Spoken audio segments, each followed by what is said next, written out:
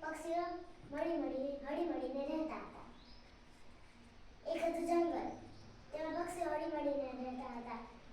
એક દિવસ એક કબૂતર હતું, તેને પાક દુખતી હતી એટલા માટે તે ખાવાનું ન લઈ શક્યો હતો અને તેના મગજમાં એ જ ઘૂમતું હતું કે આ બધા વરસાદ આવશે ત્યારે શું કરશે. તે થોડુંક ઉડીને બધાના ઘરે જઈને પૂછ્યું કે ખાવાનું છે. તે બધા પક્ષીઓએ ના પાડી. તે પછી થોડુંક આગળ ઉડીને ગયો, તેને કહ્યું કે ખાવાનું છે. તેને બધાએ ના પાડી દીધી. તેને એક નદી દેખાડી, ના ઉડીને બેસી ગયો. તેના મગજમાં એ જ ઘૂમણ થતું હતું કે આ બધા વરસાદ આવશે ત્યારે શું કરશે. ત્યાં એક માતાજી દેવી પ્રગટ થયા. તેમને કહ્યું કે શું થયું. તેને કહ્યું કે અમારા પક્ષીઓને તો કઈ જ ચિંતા નથી વરસાદની. તેને કહ્યું કે આલે જાદુ ટોપલો આપ્યો. તેને કહ્યું કે આની અંદર તું થોડુંક ધીરે ફડકાઈશ તેનું એક પાંદડું તોડીને તેની અંદર મૂકી દેવાનું.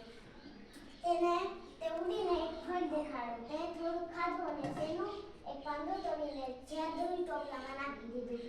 અને તેને પછી બધા પક્ષીઓને કહી દીધી વાત કે તમે જ્યારે થોડુંક ફળ ખાઓ ત્યારે એક પાંદડું તોડીને તેની અંદર મૂકી દેવાનું.